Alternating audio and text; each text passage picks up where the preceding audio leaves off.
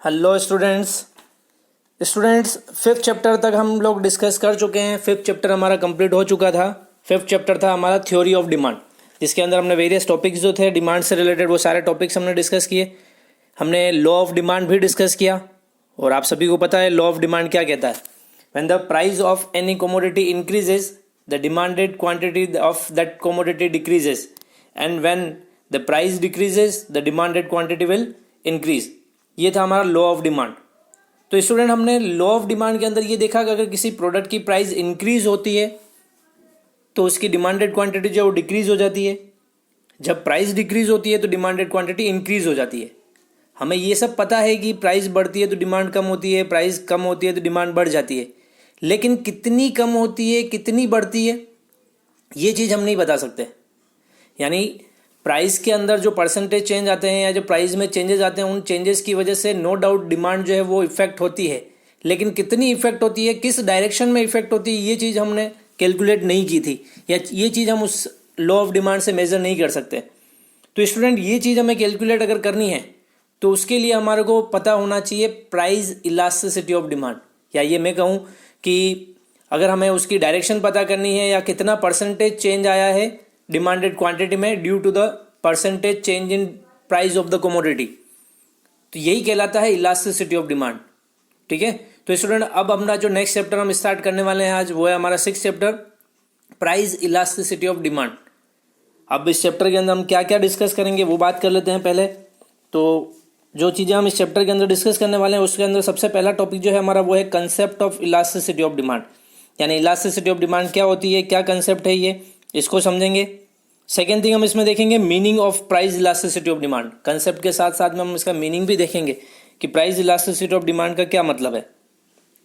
Third thing जो हम इसमें डिस्कस करने वाले हैं वो है measurement of the price elasticity of demand percentage change method. अब इलास्टिसिटी ऑफ डिमांड मीनिंग हम देख लेंगे, सब कुछ देख लेंगे, लेकिन उसको मेजर कैसे किया जाता है, किस तरह से उसको कैलकुलेट किया जाता है, क्या फॉर्मूला है उसके लिए या कौन कौन से मेथड्स अवेलेबल हैं, वो सारी चीज़ें हम इसके अंदर डिस्कस करेंगे।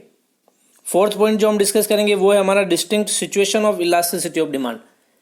अब यहाँ पर इस चैप्टर के अंदर हम इलास्टिसिटी की वेरियस डिग्रीज जो हैं उन वेरियस डिग्रीज के बारे में भी डिस्कस करेंगे कि कौन कौन सी डिग्रीज होती है, किस टाइप की इलास्टिसिटी जो है वो होती है, ये सारी चीज़ें भी हम इसमें डिस्कस करेंगे। और लास्ट टॉपिक हम इसमें डिस्कस करेंगे factors affecting the price elasticity of demand. यानी इलास्टिसिटी ऑफ डिमांड को अफेक्ट करने वाले फैक्टर्स कौन कौन से हैं, ये सारी चीज़ें भी हम इस चैप्टर के अंदर डिस्कस करेंगे। तो ये मेनली 5 जो टॉपिक्स हैं वो टॉपिक्स हम इस चैप्टर में डिस्कस करेंगे। क्लियर है स्टूडेंट? चलिए अब हम स्टार्ट करते हैं अपना चैप्टर जो है वो, जो कि है प्राइस इलास्टिसिटी ऑफ डिमांड। जैसा कि मैंने आपसे कहा स्टार्टिंग में कि लास्ट चैप्टर जो था हमारा डिमांड थ्योरी ऑफ डिमांड, उसके अंदर हमने देखा था कि प्राइस में चेंज होने से डिमांडेड क्वांटिटी में चेंज होता है। यानी प्राइस इंक्रीज होती है तो डिमांड कम होती है, प्राइस कम होती है तो डिमांड बढ़ जाती है, लेकिन कितनी कम होती है कितनी बढ़ती है, कितना परसेंटेज उसके अंदर चेंज आता है, ये हम उधर डिस्कस नहीं कर पाए थे। तो वो सारी चीज़ें अब हमारे को इस चैप्टर के अंदर डिस्कस करनी है। तो देखते हैं सबसे पहले concept of elasticity of demand कि एग्जैक्टली इलास्टिसिटी ऑफ डिमांड है क्या, क्या कंसेप्ट है ये और किस तरह से ये वर्क करता है। तो देखते हैं क्या दे रखा है। The elasticity of demand measures the extent to which the quantity demanded of a commodity change in response to the change in any of its quantitative determinants। आप सभी ने लॉ ऑफ डिमांड और डिमांड फंक्शन जो है वो last chapter के अंदर पढ़ा है। वेरियस डिटर्मिनेंट्स आपने डिमांड के पढ़े हैं कि कौन कौन से डिटर्मिनेंट्स हैं जो डिमांड को अफेक्ट करते हैं। तो जैसे कौन कौन से डिटर्मिनेंट्स थे हमारे पास में, एक तो था सबसे पहले PX यानी प्राइस ऑफ ऑन कमोडिटी या price of x commodity. Second था हमारे साथ में जो डिटर्मिनेंट था वो था PR यानी price of related goods. Third था हमारा Y यानी इनकम। फोर्थ था T मतलब taste and preference of the consumer. And last जो डिटर्मिनेंट था हमारा वो था E expectations of availability of resources in near future.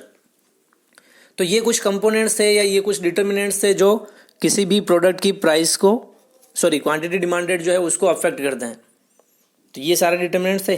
तो अब हम इलास्टिसिटी ऑफ डिमांड के अंदर क्या डिस्कस करेंगे कि इन वेरियस डिटर्मिनेंट्स, जो 5 डिटर्मिनेंट्स मैंने अभी बताए, इन 5 डिटर्मिनेंट्स में चेंज होने की वजह से उस प्रोडक्ट की क्वांटिटी डिमांडेड में कितना चेंज आता है, ये चीज़ हम डिस्कस करेंगे और इसी को कहा जाता है इलास्टिसिटी ऑफ डिमांड।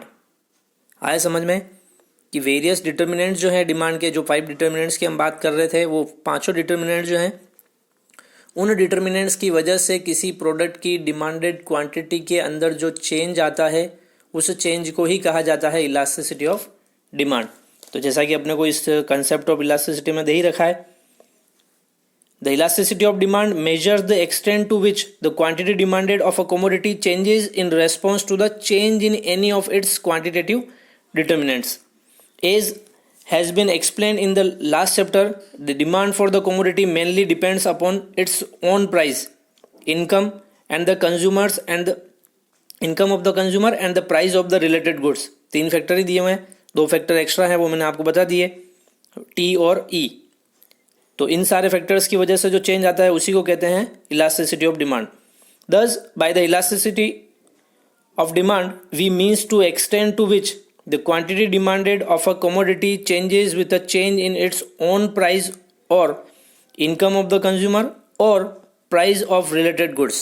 यानी इन तीनों फैक्टर्स की वजह से जो डिमांडेड क्वांटिटी में किस लेवल तक चेंज आता है या कितना चेंज आता है उसका डिस्कशन जो है वही कहलाता है इलास्टिसिटी ऑफ डिमांड। अब अपने को मेन डेफिनेशन जो है इलास्टिसिटी ऑफ कंसेप्ट डिमांड उसका दे रखा है meaning. In the words of the डुले, the elasticity of demand measure the responsiveness of the quantity demanded of a good to change in its price of the other goods and change in the consumer's income। आगे समझ में, जो इतनी देर से मैं समझा रहा था कि इन तीनों फैक्टर्स में चेंज होने की वजह से डिमांडेड क्वांटिटी में जितना चेंज आएगा वही कहलाएगा हमारा इलास्टिसिटी ऑफ डिमांड। आगे दे रखा है accordingly the elasticity of demand is a 3 types. अब हमारे को देख रहे हैं types of elasticity of demand. जैसा कि अभी हम ऊपर डिस्कस कर रहे थे 3 फैक्टर्स के बारे में, एक तो था price of the own commodity, price of the related goods और थर्ड था हमारा इनकम ऑफ द कंज्यूमर। इन तीनों चीज़ों के बेस पर जो डिमांडेड क्वांटिटी में चेंज आता है उसको कहते हैं इलास्टिसिटी ऑफ डिमांड। तो उसी के बेस पर इलास्टिसिटी ऑफ डिमांड के टाइप्स जो बताए हैं वो भी 3 टाइप के हैं। अब कौन कौन सी होती है इलास्टिसिटी, कितने टाइप की होती है, क्या है, वो डिस्कस कर लेते हैं। तो फर्स्ट टाइप जो है इलास्टिसिटी ऑफ डिमांड का, उसे कहा जाता है प्राइस इलास्टिसिटी ऑफ डिमांड। क्या बोलते हैं?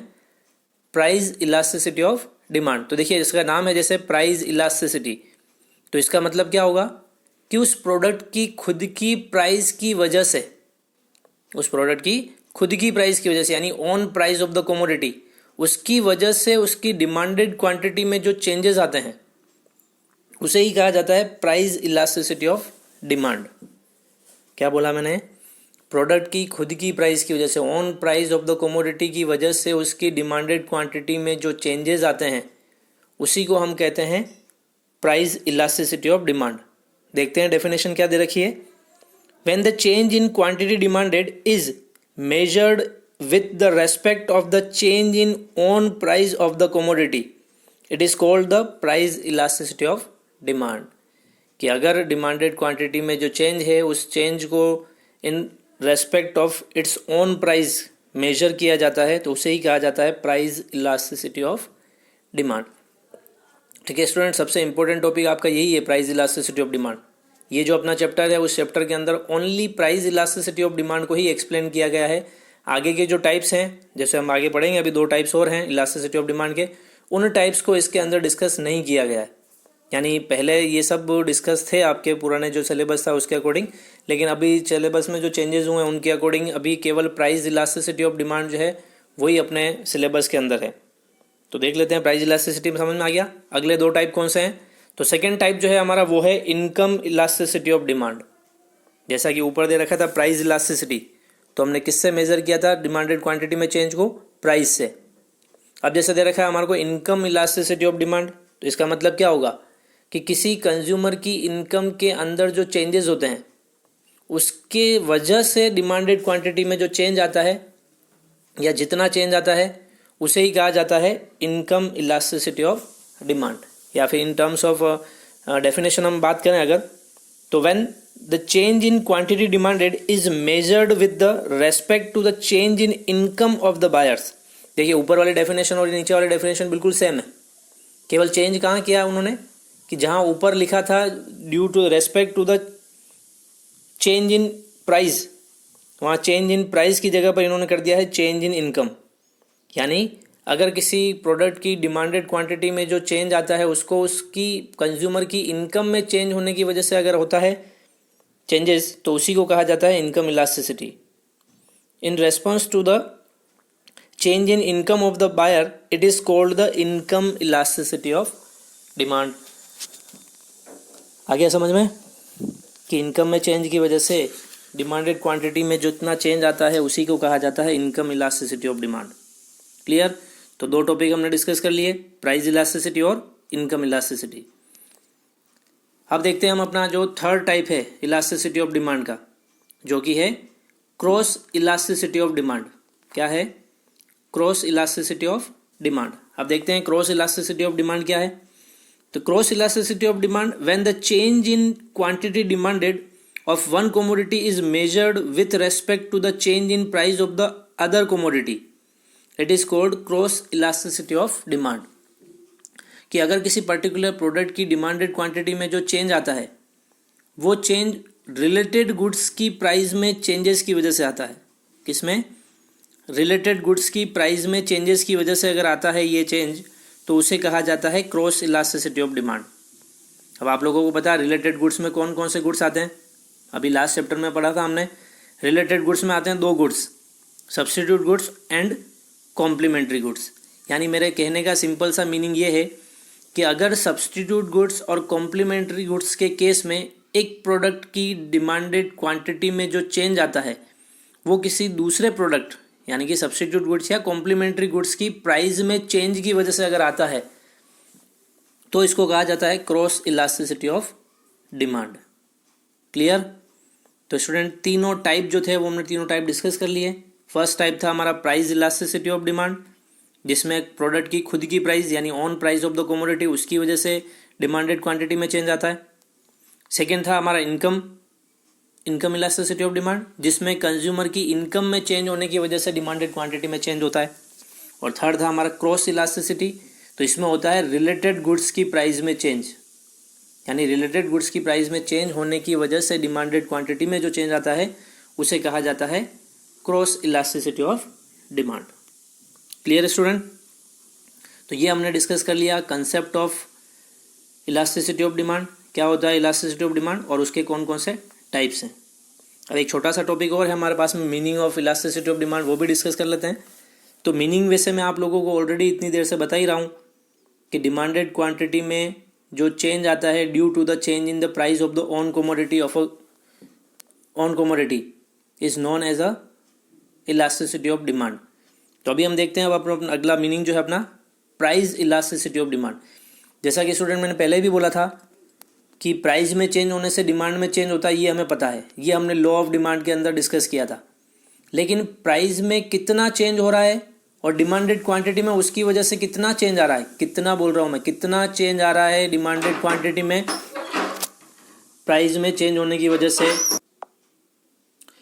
तो प्राइस इलास्टिसिटी ऑफ डिमांड का मतलब ये कि प्राइस में कितना परसेंट चेंज आया है और उस प्राइस में चेंज होने की वजह से डिमांडेड क्वांटिटी में कितना परसेंट चेंज आया है या कितना प्रोपोर्शनेट चेंज आया है, वही कहलाता है प्राइस इलास्टिसिटी ऑफ डिमांड। तो देख लेते हैं मीनिंग इसका।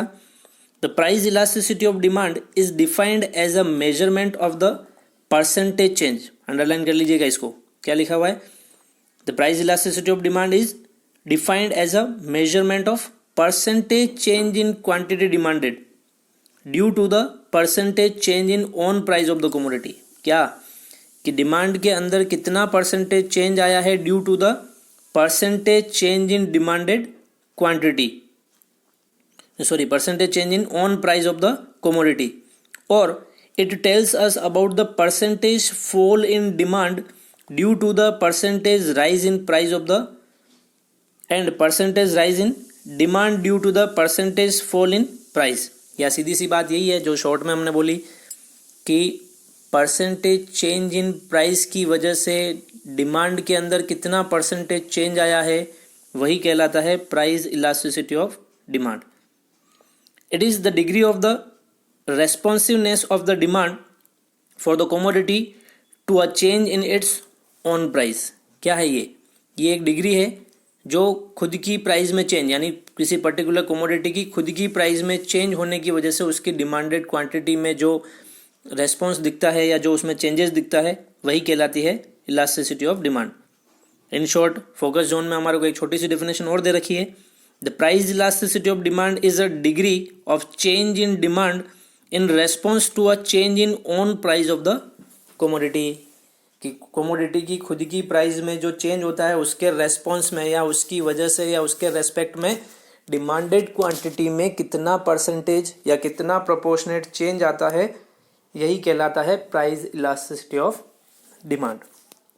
क्लियर? तो स्टूडेंट, ये दो टॉपिक हमने डिस्कस कर लिया आज। एक तो हमने देख लिया था concept of elasticity of demand, उसी के साथ साथ हमने उसके टाइप्स भी देख लिए इलास्टिसिटी ऑफ डिमांड के, और अगला जो टॉपिक था हमारा meaning of price elasticity of demand, वो भी हमने डिस्कस कर लिया। तो अब देखेंगे हम नेक्स्ट वीडियो में अगला टॉपिक जो है हमारा measurement of price elasticity of demand, जिसके लिए जो मेथड दे रखा है हमारे को वो है परसेंटेज चेंज मेथड। वो परसेंटेज चेंज मेथड कैसे यूज़ किया जाता है, क्या फॉर्मूला है और किस तरह से हम इलास्टिसिटी ऑफ डिमांड कैलकुलेट करेंगे, वो हम डिस्कस करेंगे अपने नेक्स्ट वीडियो में। ठीक है, थैंक यू।